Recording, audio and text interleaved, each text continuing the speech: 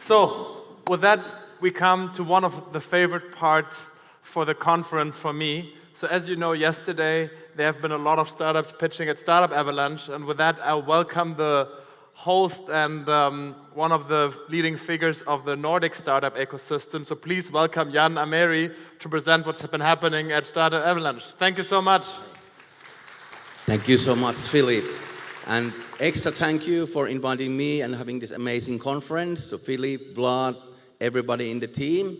And now, ladies and gentlemen, it's time to see the top finalists of the startup competition. We got 280 applications from over 20 countries, and now we selected 15, and yesterday afternoon we selected top 6 of those, and now you will see them pitching to you guys. But I want to warm up you a little bit, because the competition is called Startup Avalanche. So what we're gonna do, I'm gonna say startup, and you guys are gonna say avalanche. Okay? Let's try.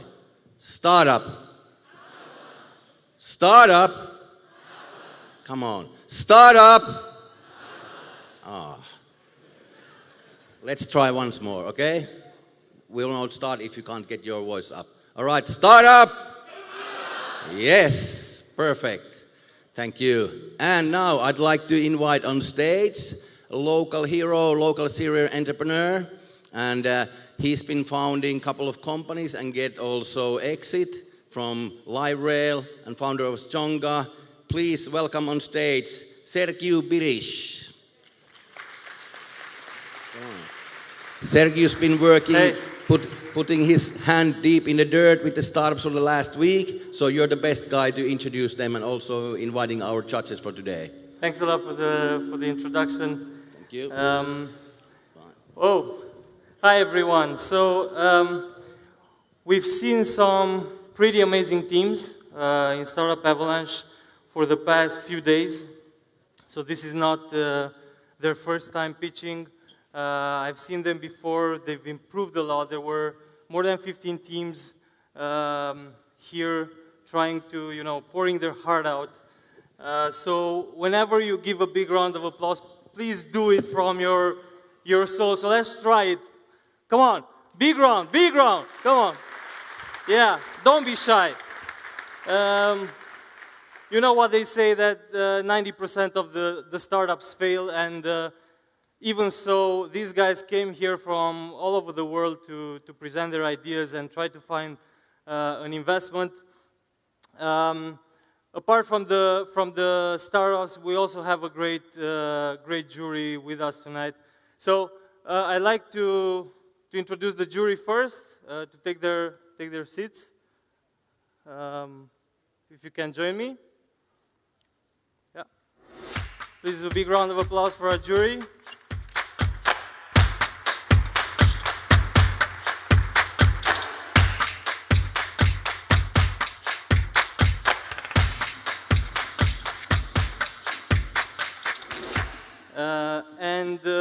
I will let you present yourselves, if you could.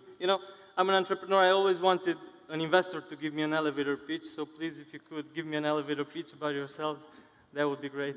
Hi, Ashley Carroll from Social Capital. We're an investment firm based in Silicon Valley, and we both make Series A investments, usually around $10 million domestically, but then abroad we have started investing globally and hope to expand that program. Cool. Thanks a lot.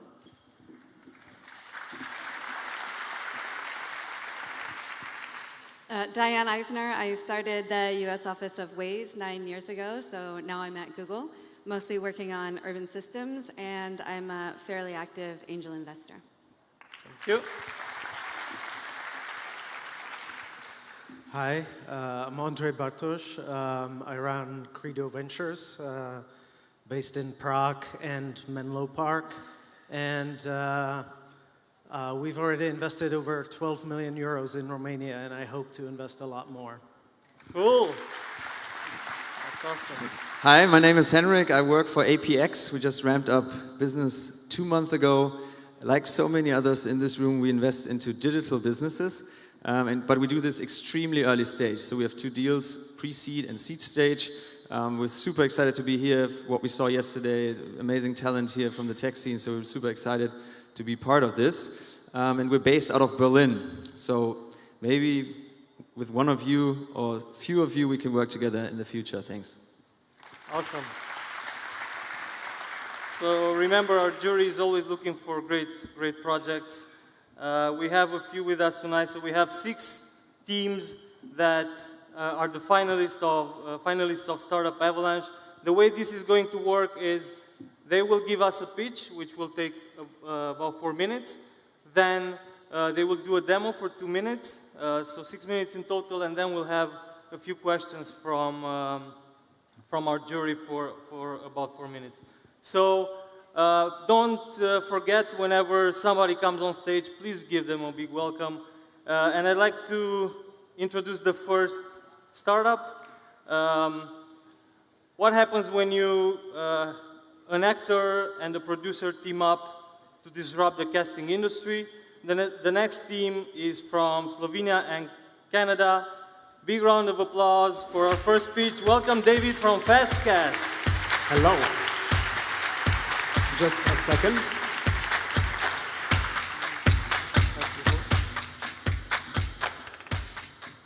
Okay, hi everyone, judges. I'm David, and we are building with my team the entertainment talent marketplace called Fastcast. Now, this is Kendall Jenner in a Pepsi commercial. We all know she's super famous. And you see all the people in the background, they're not famous at all. They are neither professional actors or models, but still they got hired to appear in this commercial. Now, traditionally, before hiring just one of them, you would interview and shortlist between 30 and 50 candidates. And now imagine doing this on a scale for 100, 500, or even more people. It gets a little messed up. So you would usually do this through non-specialized channels, spreadsheets, shared Dropbox folders. You would communicate with people and their agents through email, phone, and so on. And believe it or not, but this process usually gets a total disaster. And that's why we are introducing Fastcast, the global talent scout for the modern movie producer. And on top of it, it is a project management tool that brings seamless scouting, automated, worldwide, great collaboration and communication features for reviewers, scouts, and so on, and payment processing directly on the platform, and all in one integrated place. It serves creators of ads, TV ads, web ads, events, basically anything that has to do with advertising, movie producers, because all of the seemingly dead people in the background are very similar to the people in the Pepsi ad.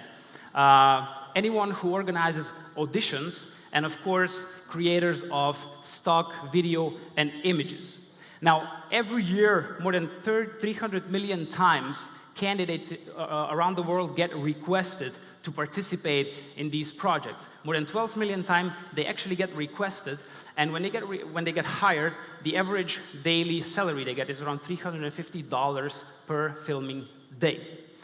So far, more than 45,000 talent and over 800 talent seekers registered to our platform. Right now, you can find 700 active projects listed on our website, and last year we closed with a little over 170,000 euro of revenue. And since launching the subscriptions, we already reached first 350 paying customers in the past 3 months. Our business runs on subscriptions, and additionally, we charge service fees for processed hiring payments to talent seekers. My name is David. I've been working in the industry for over 10 years as a producer. I've worked with Oscar-awarded companies. My colleague Rory also, art direction. Jost, our CTO, is an ex-Google employee and a very skilled software developer, but he earned most of his student money by appearing in commercials, so that's where we actually met, and after that founded the company. We are raising 500,000 euro to prepare for global scale. First 3 markets we are addressing are Germany, Canada, and Dubai, and not just by accident, but in all of these places we already have established business connections, and this is a great opportunity for us to scale from there. Most of these funds will be used for marketing and growth efforts and a little bit of product improvement. We are FastCast, discovering showbiz talent made easy. Now, just let me switch to a quick demo. So, assuming I'm a talent scout from Slovenia, and last year I landed a huge project from a US-based company who was producing, basically filming in Slovenia and Croatia. And the brief was hard. I had to find ethnically diverse candidates to appear in a commercial that would air globally. Now, where is the problem? Basically, the problem is that not even a handful of these people live in Slovenia, so how to find it? 4 out of 5 companies fail to provide on this. So why are we not? On FastCast, I simply publish a job with a few simple clicks and basic information, and it immediately gets listed on our job listing website. And this brings 2 things. And besides that, it gets distributed through all of our social media acquisition channels. So this brings 2 things. It allows talent around the world to simply apply to international jobs, and it brings me, as the talent seeker, relevant candidates directly to my dashboard so that I can hire them immediately. And that's what happened to 2 travelers who were staying in Slovenia at the time of the project. So Carol from Colombia and Julian from Netherlands both got discovered and hired to appear in a global commercial that is still airing on YouTube with more than 500,000 views. And just think about the opportunity here. This could happen to every one of you. Thank you very much.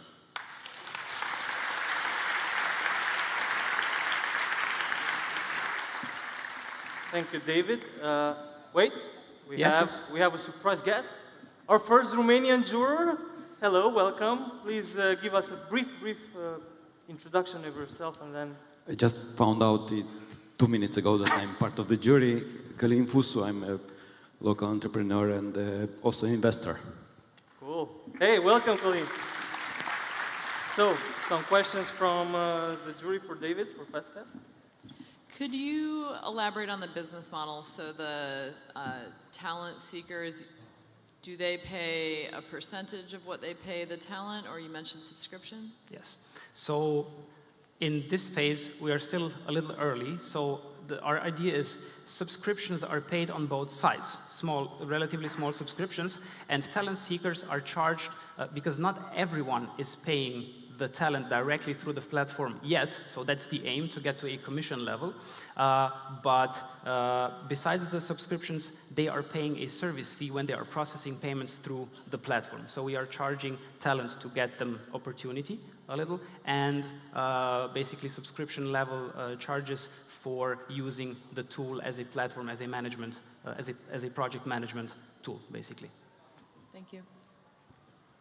So in general, marketplaces are hard. It seems to me, though, that it's probably that you need to focus on acquiring the talent and have a good penetration before you can do much else. Do you have already an engine for acquisition that you feel is working, and what's that? So you are asking about acquisition channels specifically. Okay. Yeah, the thing is that the business that we are, or the opportunity level that we are offering is very attractive, okay? So it's job opportunities, side gigs, and stuff like that. So depending on the profile that is needed to be discovered or scouted for, we are using LinkedIn, Facebook, and Instagram mainly acquisition channels. And the one that has proven to be the most efficient so far is Instagram. Basically, a lot of visual ads that drive traffic to different websites that we use for onboarding. And yeah, those are basically the 3 main channels. And some of it is content marketing. So your pitch lacks a competition slide. Mm-hmm. I don't know your space as much as you do, but I suppose aren't there already talent databases, casting databases? Who is your competition? Of course. So I intentionally put the slide to the end. So our competition are mainly old derivatives or derivatives of old movie companies, but their solutions are focused on Hollywood-based high budget projects. Basically, those are tools for agents, and they are not democratized channels for empowering talent to access opportunity worldwide. And none of them is actually offering a real marketplace value, and that's what we are actually aiming for to achieve. We want to be the strongest brand in terms of becoming a marketplace for talent acquisition and human resource management in this industry. Thanks for the pitch. My question goes along those lines. What I was wondering is, what's your sweet spot in these very different types of jobs that you have on the platform? I saw the hostess, and in the beginning I thought you're talking only about the extras for movies, but then maybe it could also be a starring actor. For me it's also hard to believe that there's not already a lot of players that are, strong in a respective niche already, which can be a great big niche. But still, like, why would you target from a rather early phase? Why would you target everything at once? You mean in terms of the talent profiles? The jobs that you have, the talent that you will want to have on the platform. Okay. So the answer to that is practically that we want to stay close to advertising throughout the journey, because advertising drives. Yeah, advertising in general as an industry has a lot of forms, okay? It manifests in events, it manifests in any type of format, basically, that is present now on web, TV, whatever. And every time jobs, because advertising takes on so many forms, we want to be the channel that services all of these profiles. And basically acquiring so many different profiles doesn't change the acquisition, basically the acquisition effort that we have to put in, not even slightly. So that's why we are including all of these profiles. Cool, thanks a lot. So everyone who wants to be famous, give a big round of applause to David from Fastcast. Thank you, David. Who's tired of hearing about GDPR? Yeah, really? Thought you loved it. So I have very many funny stories about, personal stories that I can't share with you because of GDPR. So the next startup is about that, about making things a lot simpler. This is Cypher, and pitching for us today will be Mihai. Give a big round to our first Romanian team. Hello. My name is Mihai Ghiță. I am a co-founder of Cypher Solutions. Something about us. We call ourselves a 40 years plus technology startup. That's because both of us are over 40 years old. And together, we have more than 40 years of experience with technology and business. Christian has been a co-founder of ePayment, which is now part of PayU Group, and of Avangate, which is now to Checkout. And as a CTO there, he was responsible for protecting tens of millions of credit card numbers. I have been working for a long time in the insurance industry, and at some point started a software company to develop software for insurance companies and insurance brokers. Now, both of these industries work with personal data, with valuable data, and sensitive data. And both of them are very heavily regulated. So, when GDPR appeared, it was familiar ground for us. And we knew that since it was a new regulation, there was no established solution on the market. The only question was, how are we going to use this opportunity? We started to speak with consultants, with lawyers, with companies implementing GDPR.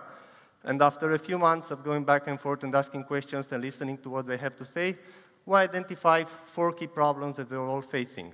The first one is identifying how you use personal data inside the company. Because in a large company today, personal data is everywhere. And how it goes is employees get long questionnaires and they are asked, tell me how you use personal data in your day-to-day business.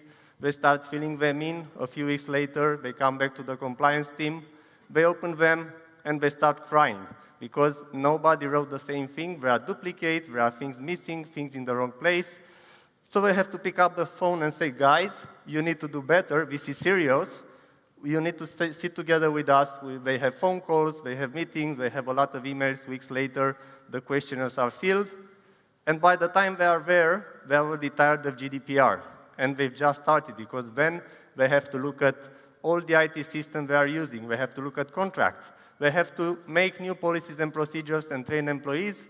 And of course, they have to document everything, because GDPR is about proving you are compliant, and it's about proving you are methodical about being compliant, not just about showing some documentation. And last but not least, they have to manage requests from people like you, because you have the right to ask companies how are you using personal data, how do they store it, or for what purpose, and how long do they keep it, and who do they share it with. Now, these are big problems. We'll show you very briefly how we solve them. So, for the first problem, we created an easy-to-use wizard for the business users. When they start, instead of getting a long questionnaire, they just select their department, they select the processes and activities in their department, and they get examples and suggestions of what kind of data they are using. They just have to pick from there or suggest new ones if they are missing. Now, as they do this, all the information goes on the DPO dashboard, or the compliance team, where they see in real time the activities that were identified, and then can start analyze them. When someone is finishing, they send them for review to the DPO team. Now, at the moment they open an activity, the system is going to tell them, this is information that is still missing, this is recommended information. So if you are the legal person, you can go ahead and put the how long you keep the data and the legal ground. If you're from IT, you are going to fill the security measures and attach relevant documents. And also in real time, while you do this, we create the documentation which you have to present to authorities. You can see a preview of how it looks like. You can configure how you want it to look, because, for example, if you're in Belgium, the authority is going to request a specific format. If you're in Romania, it's a simpler one. But you can get requests from any country in the European Union, so you have to be prepared to answer them. And last but not least, when you have to answer requests from people, we have created a visual tool that we are using to help our customers. First of all, we are logging all the requests in one place, so they know, okay, this is how many requests I have to answer. But second of all, the tool is helping them visually identify the data we are looking for, so they can provide answers. Now, this is the end of our demo. How are we doing so far? We started the commercial version this January, and we already signed some important clients in Romania, like EMAG, which is the biggest online retailer, close to $1 billion in sales. We have UiPath, which is a Romanian unicorn in technology. We work with insurance companies, the telecom companies, media companies, and so on. And we have partners in various law firms, which are helping us introducing us to their customers. And I'll tell a bit more about this. And we made about 35,000 euros this year. So how are we growing? We are a software as a service platform. We get a yearly subscription from our customers, and we develop through partners. For us, partners are consultants and lawyers, because we bring the tool, they bring the knowledge, and they can deliver faster, cheaper, and better to their customers. They can take more projects. And right now, we are in Romania. We are discussing with Bulgaria and Poland, and the next countries on our list are Germany, France, and UK. Why are we here? We are looking for new partners. We are looking to hire new people for our team. So if you want to see how it would be to work in a fast-growing startup, give us a sign, and we are looking for investors. Thank you. Thank you, Sefer. Some questions? How big is the market, and what's the pricing model? Sorry? How big is the market? What's the pricing model? The market is actually extremely big, because every EU company has to comply with it. And in EU alone, there are about 45,000 companies with more than 250 employees. And for them, it's mandatory to have written record in a specific format. But besides that... In euro, how big is the market? In EU alone. But also, US companies, if they have operation in EU, they would have to be compliant for the local subsidiary, because if you are multinational and you have a company in Romania and one in France, if something happens in Romania, you can get a fine for the global turnover of the group. 1 billion, 2 billion, half a billion? Total market is probably close to 1 billion. I can tell you some figures. Fortune 500 are spending, them alone, $8 billion to become compliant, an average of 16 million. Normal companies are spending between $100,000 to $1 million. and they just to become compliant. And you have to do this on a regular basis. So they are hiring people, they are getting systems, and they have to keep the people trained for this. Because like, you know, in any big corporation, you have to prove that the people know about this. Can you talk a little bit about the sales methodology? So are potential customers coming to your site, and how are they getting there? Do you have a sales force? Like, how long does it take to close a sale? Yes, I can tell you. We're a technology company, and our model is to sell through partners and consultants. And how it works is we discuss with law firms, and they have an advantage by using our platform. And actually, we give them free accounts for their customers. When they sign up a new customer, they get 1 month free. They start working with the customer. They inform it in advance. This is how much it's going to cost if you want to use it. And after 1 month, the customer is deciding, do I want to go back to Excel, or do I want to keep using this platform, which is also involving all of my people? And this is important because you cannot do compliance with compliance people. You have to do with the business people. Yeah? So until now, nobody said, let's get back to Excel. So what percentage of your sales are through third-party sellers?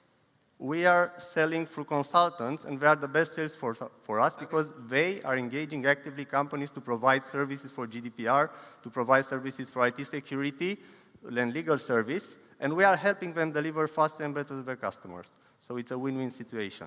Okay, thank you. Maybe one last question. I think we have.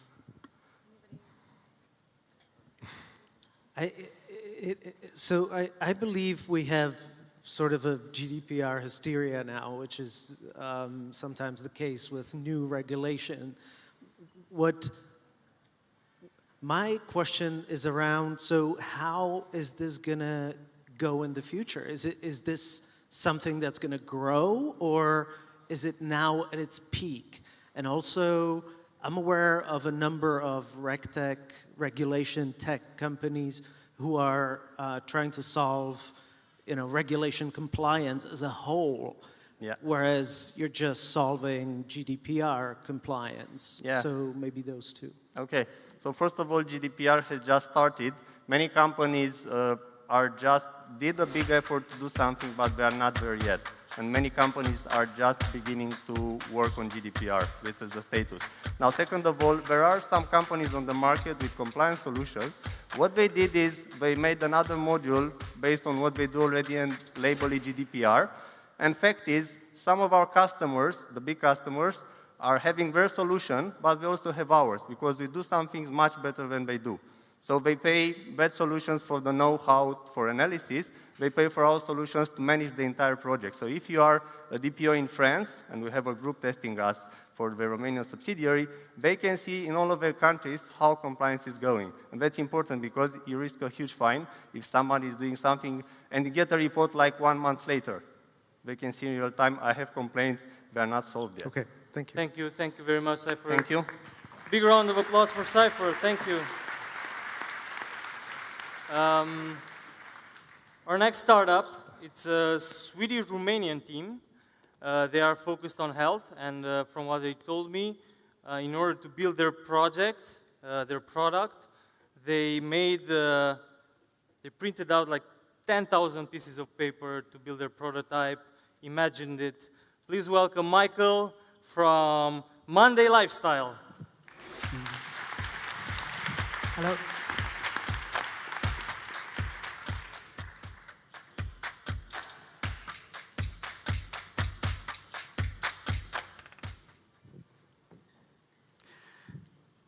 Hi everybody, how are you doing? My name is Michael. I'm here with my co-founders Vlad and Serena, and together we are Monday. We are a publishing tool helping nutritionists, health coaches, and fitness experts scale their business.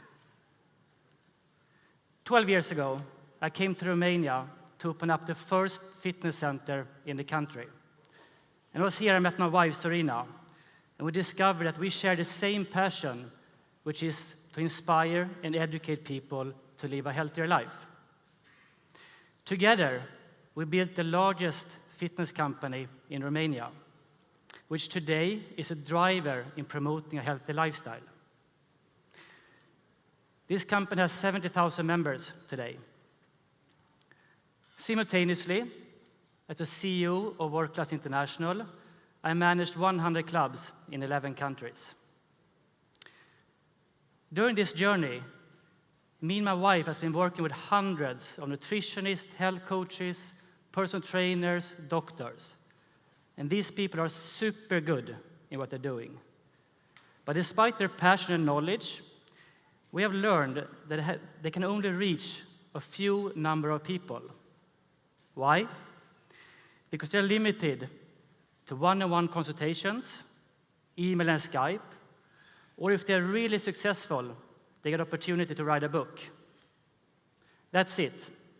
In 2018, the most scalable tool for these amazing experts is to write a book.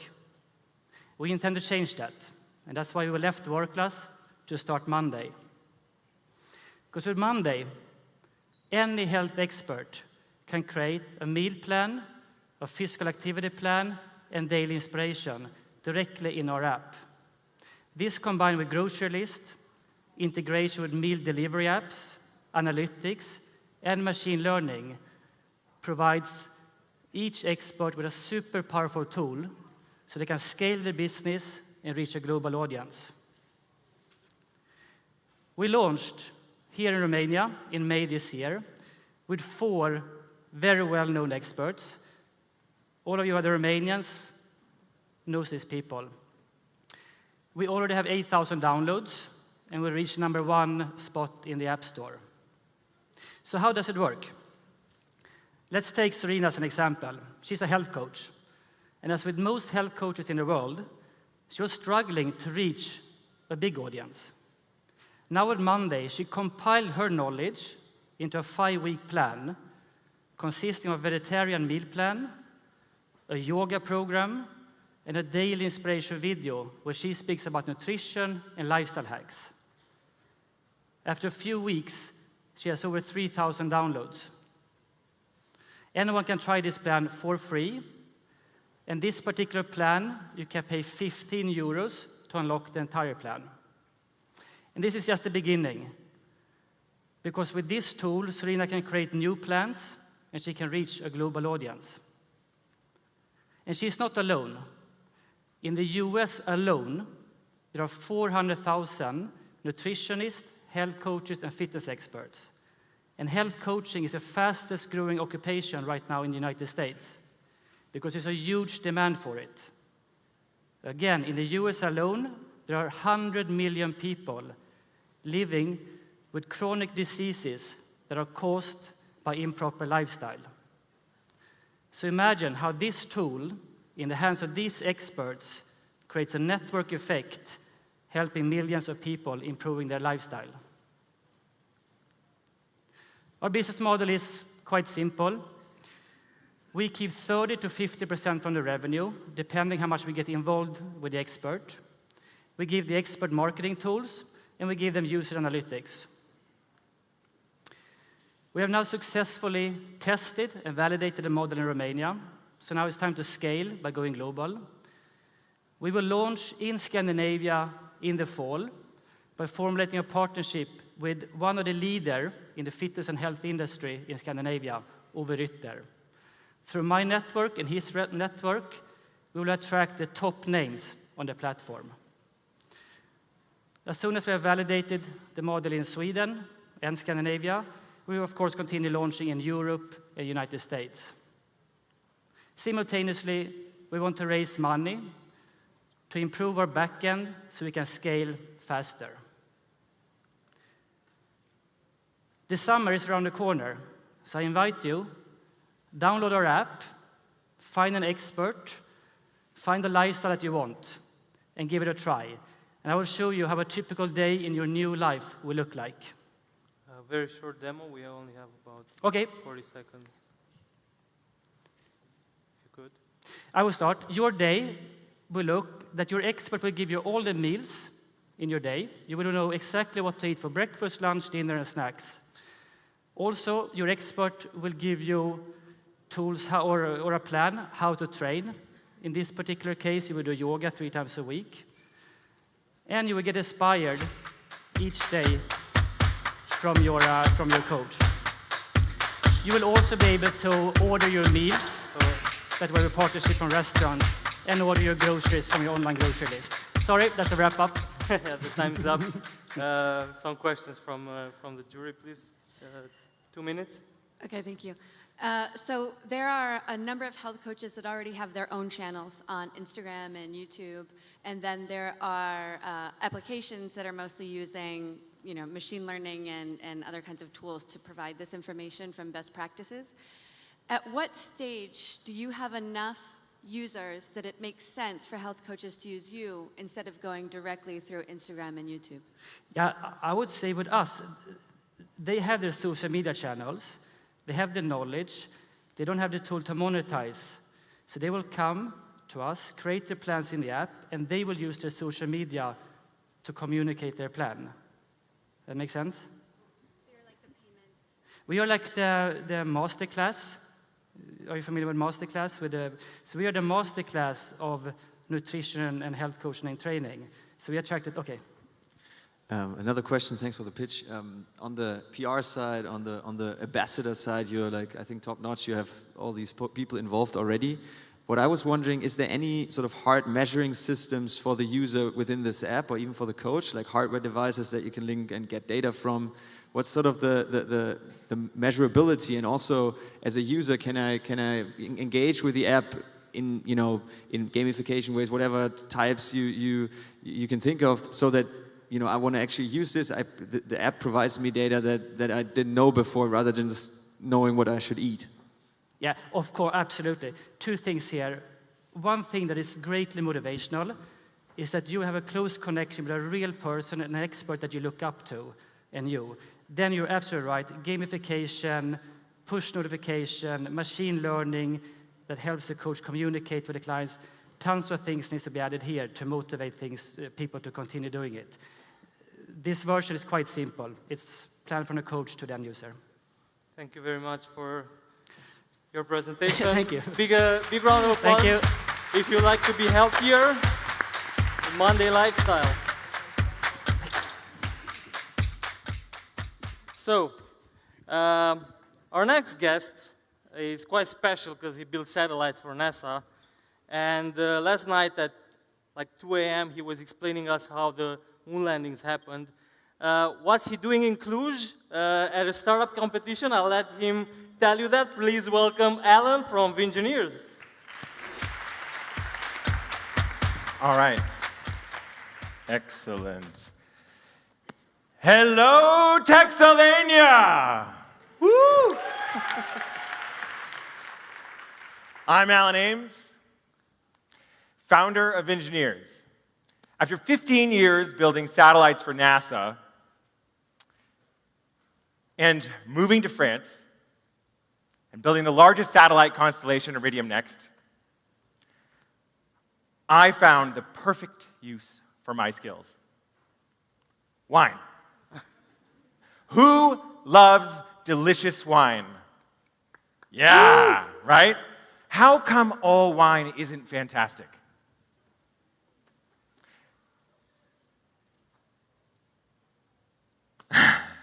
Grapevine diseases are one of the largest causes of problems at vineyards. They ravage the fields, killing up to 50% of the plants in a single year. If you have poor irrigation, poor soil management, or if you time your harvest wrong, this can affect the quality of your wine by 20% or more. If you mess up your harvest estimation, you can end up with empty tanks, or you can end up with fruit rotting on the field. These are serious problems for vineyards. So what can we do to solve that problem? We need good data and great analysis. NDVI is a NASA technology that uses infrared imaging in order to see the health of plants and the stress of plants. Satellites and drone providers are using this technology with farms all over the world today. The challenge is no one is getting vineyards right. So, the thing is, vineyards are different than other kinds of farms. You have normally plants you want them to be as healthy as possible, right? Because they produce the most. But great wines come from stressed vines. The problem with stressed vines is they get sick and diseased more easily. So, how do we fix these problems? We need that analysis. And that's why I built the vine map analysis. Now, this software gets it right. Farmers who use vine map analysis know what's going on. They know where the stress in the field is, they know where the healthy plants are in the field, and they know where to look for disease. The thing is, I'm by myself, and there are lots of vineyards to work with. So last year, in South Africa, I worked with a drone team. They did the flying, they produced the images, I produced the reports. This validates that this can be scaled with local drone teams and vineyards all over the world. So, how do I go global? I'm building a platform that takes the analysis that I've created and puts it in the cloud. We're making evangelists out of the drone teams so they can open up new markets. We're working with the largest wineries, and we're building a community of precision viticulture around the product. Our proprietary image processing software is 20 times better than anything else at detecting diseases in vineyards. We're building a mobile application to manage the vineyard and collect data from the fields. And we're tying everything together with an AI framework so that with every hectare that we scan, the platform gets better. We target the vineyards that are focused on quality. There are some vineyards that will pay over 2,000 euros per hectare to manually detect diseases today, just to get the quality of their wine up. Vingineers will do this for a fraction of the price. Our clients are already happy with what we can deliver today. They've got better knowledge about their fields, they've got better sampling data, and they're making better wine. This stuff is proven. So why am I here? I'm building a team that can execute this vision on a global scale. I need developers, I need marketing, and I need sales. But most of all, I need you, advisory and funding, to navigate scaling up and building an excellent team. Vingineers is revolutionizing vineyard management. So, let's make better wine together. Cheers.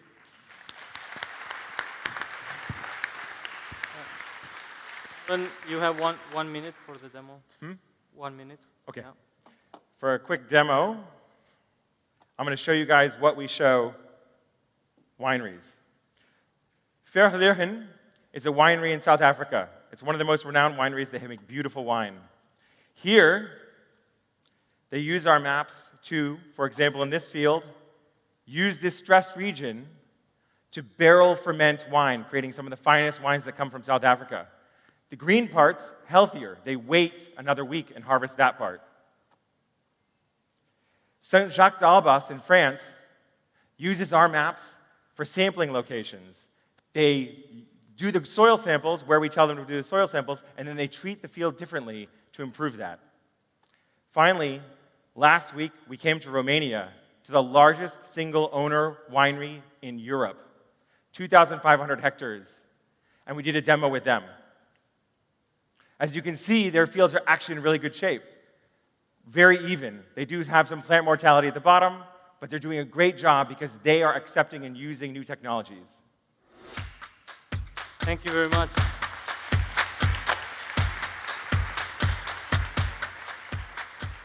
Is this the Uber for drones? Can I hire one for my wedding? Or is the wine industry so specific and special? So there's a lot of different kinds of drones. What's most important is the camera we use.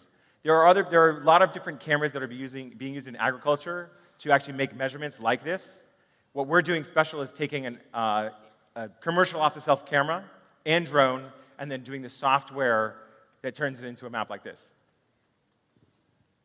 So I've seen a number of ag tech solutions, some using satellite imagery and or drones, as well as IoT, like moisture monitoring on the ground and whatnot. So can you talk a little bit about defensibility, and is it unique to the wine industry, or The just in focus general. is on the wine industry because they are very different than other types of agriculture. I do have a proprietary image processing methodology which works particularly well for vineyards in detecting diseases in the vineyards. And that's something that we only have. And then after that, because we're going to build the AI framework that ties that data to the information of where they found diseases in the field, that becomes proprietary IP, our model to be able to detect diseases. So you have talked about customers and about you've shown us 3 examples. Have you generated any revenue, and can you walk us through the business model behind this? So what I've done before is worked individually with wineries to develop everything. Okay, we've got about 10,000 euros of revenue. The plan in the future is to focus on having a platform online, which is an engine which processes the images, so that drone companies can come to us and say, okay, we want to work with a winery, or they want to sell it to a winery because we provide the most advanced software for wineries in the world. So the idea is they come to us and they work with the winery themselves. Thank you very much. That's all the time we have.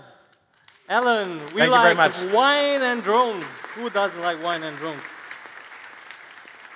So, for our next startup, they are a Romanian team. Just the second team in our group of startups. They are brother and sister, and they are looking to disrupt the medical jobs industry. Please welcome Catrinel from MediJobs.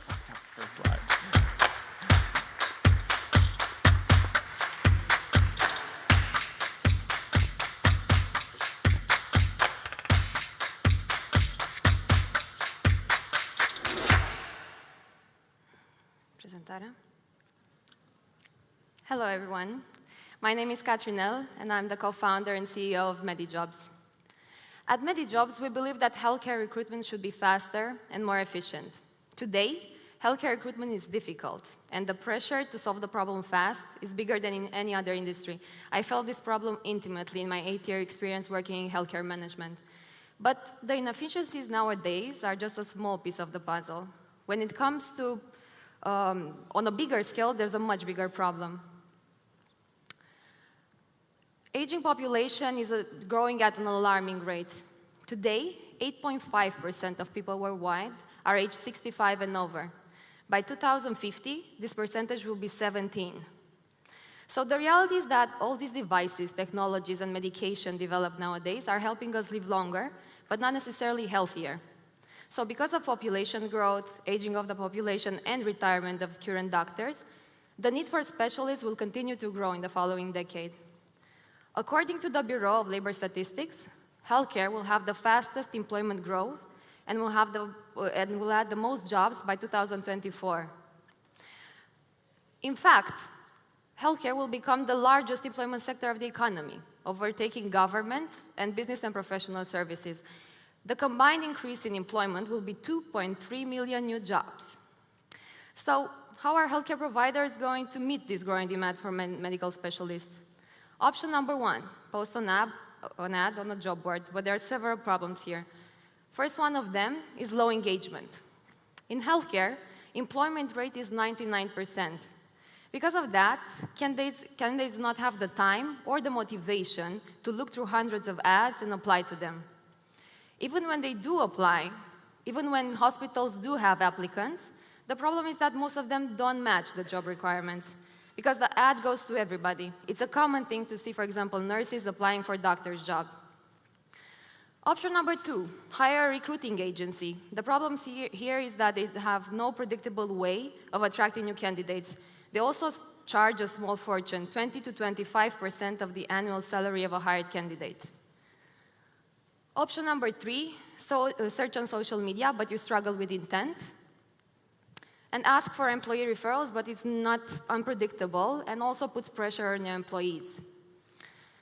So the truth is that medical recruitment is broken, and after more than 10 years, needs a fresh solution. What we did at MediJobs is to develop a platform dedicated for the needs of healthcare. What we did actually is to reverse the process so that hospitals and clinics can actually apply in a way to candidates. They can send offers and interview requests, they can build relationships with them, and eventually hire at a convenient rate. So how does it work? A company is creating a profile, they complete a recruiting need, they get matched with relevant candidates, they send offers and interview requests, and they hire. We are using a matching algorithm that takes into consideration professional background, career goals, and also personality. What we did is to position ourselves as an engaging platform, relevant for the medical sector, and very easy to access through the online environment. We worked really hard, but we managed after 1 year to have more than 100 active clients and an average of 20 hires per month. Our business model is pretty simple. We charge 8% of the annual salary of a hired candidate. This model worked great for us and our clients, as we managed to register in Q1 2018 a 500% increase year over year in terms of revenue. These are some of our clients right now. We also have 80% customer retention, which is amazing, and 60% of them recommend us to other clinics and hospitals. When it comes to our team, we have the most amazing team of 12, the most hardworking and dedicated person with backgrounds ranging from PhD in machine learning to computer science, healthcare marketeers to build communities, and superstar talent advocates. In March 2018, we managed to close our seed investment from an emblematic personality in healthcare. Those of you who work in healthcare know him, Dr. Varga Inayati, the founder of the largest group of medical clinics in Romania, Regina Maria.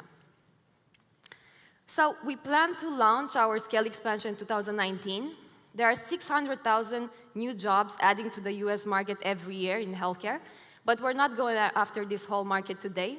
Our plan is to tackle first the Romanian lookalike European countries, like Czech Republic, for example, a big enough market of 200,000 hires per year.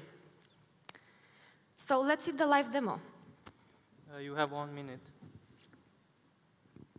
Okay.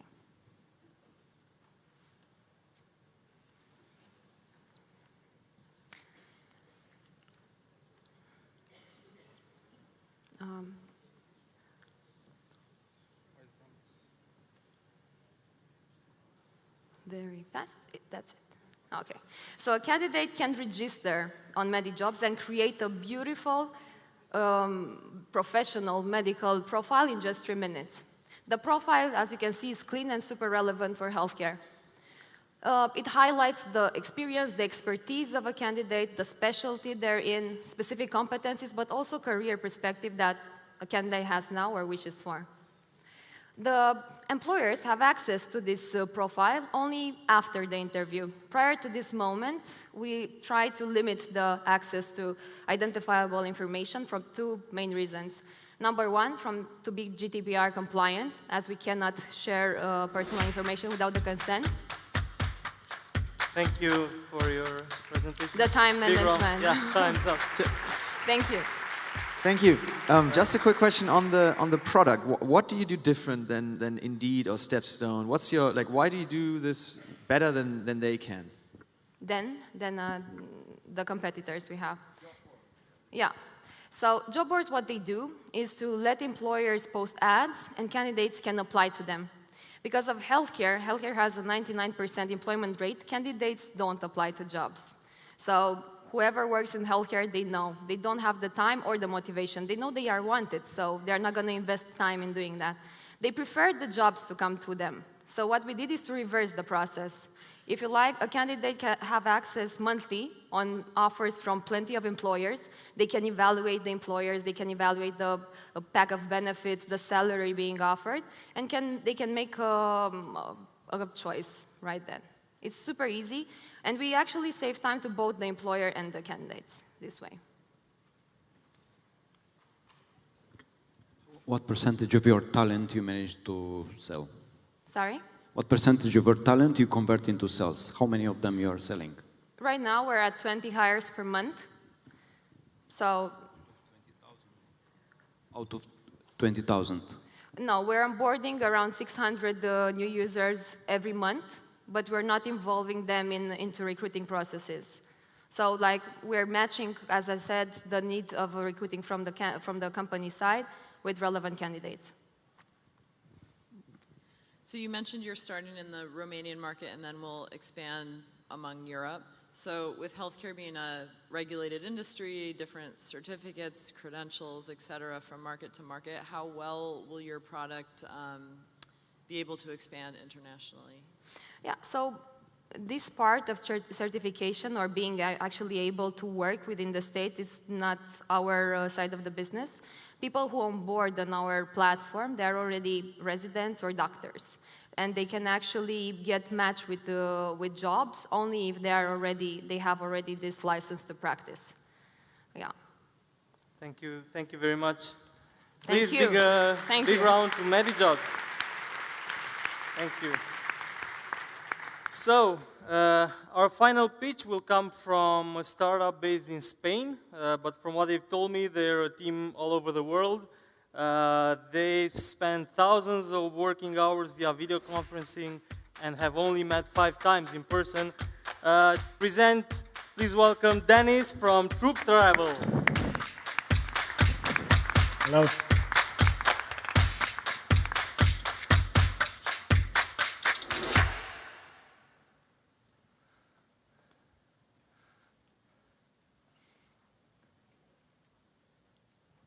Coming. Let's duplicate. If the NASA guy can do it, nobody can. Good. Thank you, Alan. Have you ever tried to organize a group trip for people coming from many different locations? Well, don't worry if you haven't, because we have done a lot.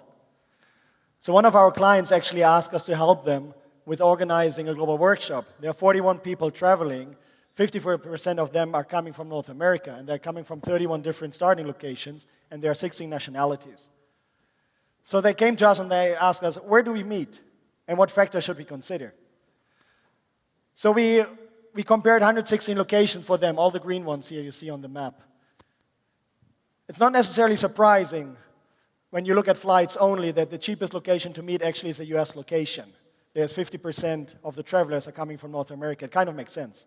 But if you look at hotels, it's actually interesting to note that a 5-star hotel in Bali is a third of a price than a 4-star hotel in Washington. Now, since it is an international group, actually visa requirements might be as well quite important. So here again, 41 people traveling to Bali, 1 would need a visa before traveling, while 20 would need a visa before traveling to any location in the US. So all in all, we found out that actually it's cheaper to meet in Bali, Nice, Cancun, and Rome than in Washington. So the result was that the client decided, after having had this workshop 3 years in a row in a US location, to move it to Bali. Not a bad place. We help travel managers and travel management companies to find the best meeting locations for global teams. We are not a travel agency, we are a big data analytics company. So we connect thousands of data points to make this calculation happen. Whether you're focusing on price, on strategic importance, you want to meet where you have an office location, you want to meet with the least environmental impact, we can do that for you. There's quite a huge opportunity. If you look at the travel management companies, at the top 5 in the world, their combined revenue is $1 billion US, and that's what they are doing manually. We talked to one of a Fortune 100 company, and they told us they have 500,000 meetings, multi-origin group meetings, a year between 2 and 50 people. We are 1 year old. We launched the MVP in September last year. It was focusing on B2C. We changed to B2B. We just released our beta platform, and now we just onboarded last week our first alpha clients. We have 6 alpha clients representing both client types we're working with, multinational companies and travel management companies, leading companies. Together, they have $110 billion US in revenue, and they're representing 235,000 people around the world. We're testing different business models. One looks at licensing, affiliate marketing, and as well looking at the fee structure around the saving potential we're creating. In February, we won the Disrupt Award at the biggest European industry event in business travel, 8,000 buyers and sellers of business travel in London. Last week, we won a startup award from Amadeus. Amadeus is like the operating system of the airline industry. Huge player, $5 billion revenue, 10,000 people around the world. We have a strong team. My name is Dennis. I'm based in Madrid. My co-founder is Leonard, based in South Africa. In Johannesburg, our tech team is distributed over several locations throughout South Africa. We have a strong team on the advisors. We have the co-founder of Trivago as one of our top advisors. We are currently onboarding an advisor in Silicon Valley who have sold 2 startups to business travel companies, to American Express Travel and to SAP Concur. We are looking for establishing contacts to investors who are interested in participating in our seed round and as well getting to know potential partners for sales and distribution channels. Let me show you quickly a demo.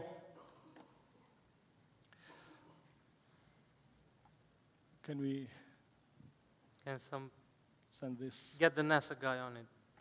Sorry. Better? No. I'm not sure. Duplicate, yeah.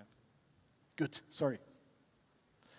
So that's basically the platform. It's very easy. I will just show you the basic principle. So imagine you have someone based in Cluj. You're at your Cluj. Then you want to meet with me, who is based in Madrid. I'm here in Madrid. Now you see the algorithm will start putting locations in there. And if I now add my co-founder from Johannesburg as well, the algorithm will actively change the selection. But interestingly, we did actually a case study with all the speakers from Avalanche. And we wanted to see, like, okay, if you want to bring these people together, what would be actually the best place to bring them together? And there is actually a reason why we're here. Because Cluj is the cheapest place to bring everyone together. Cheaper than Bucharest and cheaper than Cologne and Belgrade, Warsaw, etc. That's it. Thank you. Very good.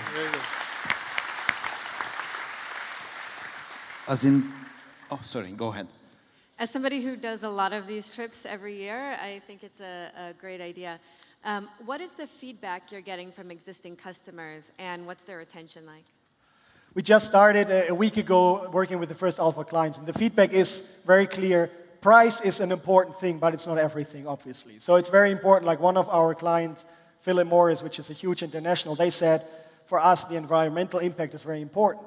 So it is related to price, but if we spend a bit more, but we have less stopovers, etc., that's more important. So they are very concrete feedbacks. Another one said, great, but we need to have an office location. So actually we have data layers here as well, where you integrate the office location, and we just take those locations into account. As in the case with direct tech versus GDPR, it seems like a nice feature, but aren't there like established players who might offer it? Or will you become covering more aspects of business travel? We will cover more. I mean, the beauty of this is that we are the entry point of any travel planning. Currently, all the existing systems in the market start after you've selected the location. Now, we are the layer on top. So we build a relationship with the client. So which means this is now the starting point. But the end is massive. So you're a startup based in Spain and South Africa. So I suppose you ran your algorithms when deciding which startup competition to apply to, and you chose Techsylvania and Cluj. Exactly. That's why that's great. But so what I'm struggling probably most with is seeing who is the main target audience, who is the ideal user of this. Is it a DMC? Is it a POC? Is it a travel manager inside a corporation? Who is it that you're selling to? Basically, we are currently serving these two kind of client types. The TMC, the travel management companies, because again, that's what they're doing. They need like weeks to do this analysis, what we do in minutes. And the other one is the global travel teams within the multinationals. But if you look at the trend on the fourth industrial revolution, etc., how are we going to change the way we work? That will be very common that we work from remote locations. The way we run the company, that's already common. So you will need more of these tools to find the best place to live. Thank you very much, Group Travel. Very nice.